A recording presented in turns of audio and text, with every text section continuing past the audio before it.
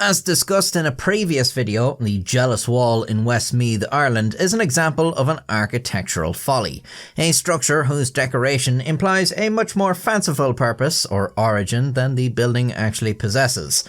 However, as the Jealous Wall was built between the houses of two feuding brothers to block the view of one another, it is also an example of another architectural curiosity, the Spite House.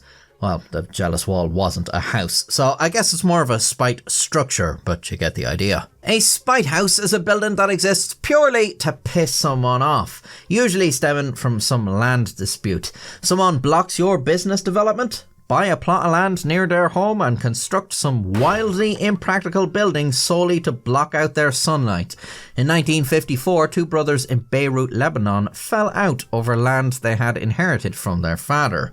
The brother who felt he got the short end of the stick built Al-Bassa, or The Grudge, a slim wedge of apartments that blocked his brother's view of the sea.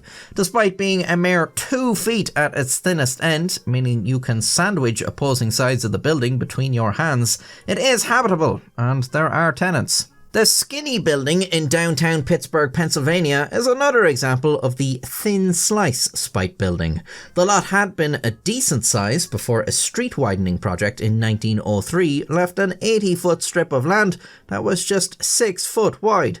A single-story building that was more like a long shack was erected and various businesses operated out of it.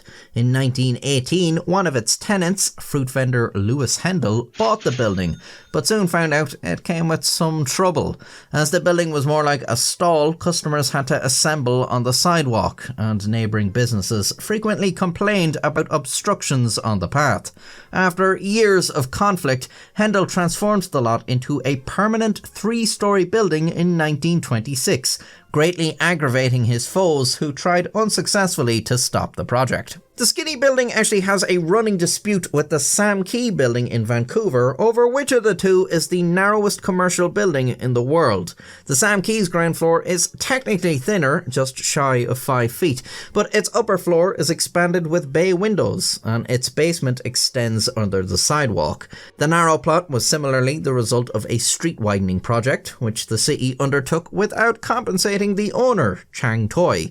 He nevertheless erected the building in 1913, and the city was so annoyed by the encroachment of his basement and bay windows onto city property that the building owners were charged encroachment fees for the next 90 years. In 1908, Charles Froling also lost a large chunk of his land to the city of Alameda in California. Supposedly he turned to his neighbour for help, but she supported the city building a new street on Froling's land. So Froling used what little was left to build what's now known as the Alameda Spite House, obstructing his neighbour's view. The Pie House in Seattle is another strikingly thin house constructed in 1925. There are a few uncertain stories of how it came to be, divorce settlement, neighbourly dispute, but they all agree on one thing: someone built this to piss someone else off. Other skinny houses include the 1830 Hollinsbury Spite House in Virginia, built by John Hollinsbury, supposedly after becoming fed up with people loitering in the alleyway beside his house and wagon wheels scraping off his walls. The Spite House probably added a satisfyingly petty amount of time to people's daily journeys. The Skinny House in Boston was supposedly built in the late 1800s after a man returned from military service to find his brother had greedily used up the inherited land they were supposed to share. He used what was left to block his brother's view. At first glance, the Freeport Spite House in New York State just looks like a nice house and doesn't seem to be particularly spiteful of anyone. But then we look at the map.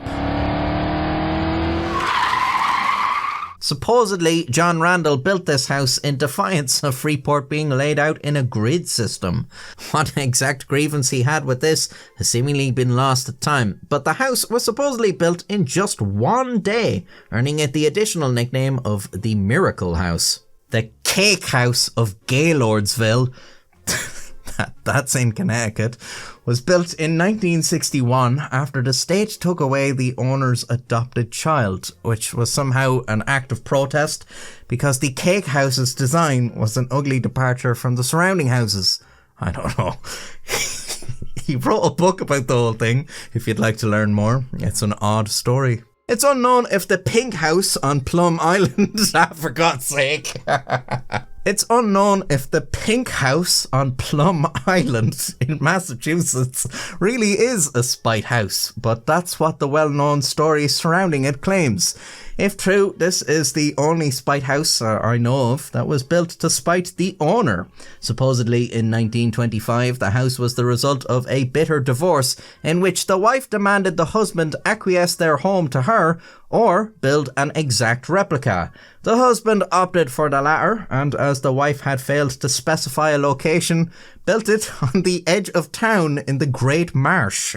The Kavanaugh building in Buenos Aires was the tallest building in all Latin America when it was built in 1936. An apartment building for the wealthy, it was commissioned by Corina Kavanagh, a millionaire of Irish descent. According to local legends, the neighbourhood Kavanagh chose for her skyscraper was inspired by a grudge she held against some of its residents, the Anchorenas, an old money family that disapproved of a match between their son and Kavanagh's daughter. The Kavanagh building went up between the Anchorenas Palace and the church they had built across the square. From what's probably the biggest spite house to the smallest, although the Hess triangle is not a house. It's not even a building. The Hess family owned property in West Village, Manhattan in the early 1910s, when the city claimed eminent domain in the area to demolish over 200 buildings in order to make way for expansions to the street and subway.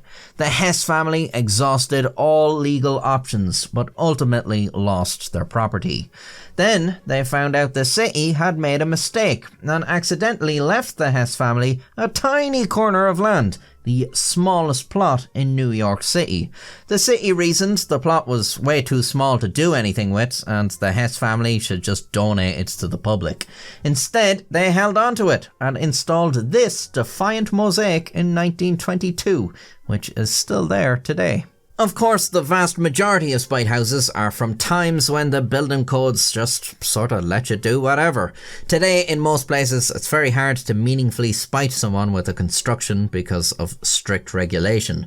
But who said you had to construct anything? The Westboro Baptist Church in Kansas is infamous for picketing funerals and protesting against homosexuality with hateful slogans, and I'm vastly understating how ardently horrible this group is.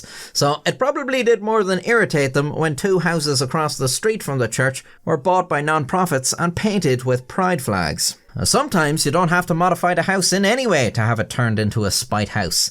Sometimes the most spiteful thing to do is to keep it exactly the way it is. In real estate, a holdout is a property the owner refuses to sell to make way for a larger development, leading to some awkward construction. A shopping mall was built around Edith Macefield's Seattle home in 2006, although she did clarify her refusal to sell wasn't out of spite, she just didn't want to move at her advanced age.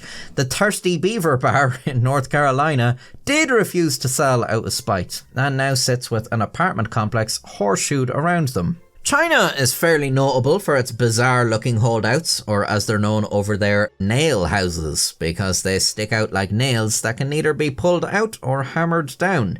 Some Chinese nail houses are truly astonishing in the levels of spite on display, mostly coming from the larger development. I mean, you can understand someone not wanting to leave their home, so is this massive fuck you construction a very measured response? Was there really no better way to work around it? Well, if you liked this video, check out my other videos on other topics. The aforementioned Irish Follies is a good one if you haven't already seen it. Subscribe to see more in the future, and until next time, stay safe. This spite house probably added a satisfyingly petty amount of time to people's daily journeys. I messed up every single bit of that. Fed up with people loitering in the alleyway beside his house. Other skinny houses include the 1830 Hollandsbury Spite. Other skinny houses include the 1830 Hollandsbury Spite House. Other skinny houses... Oh, Jesus. The Cake House of Gaylordsville. That's in Connecticut. Was... The Cake House of Gaylordsville. That's in Connecticut.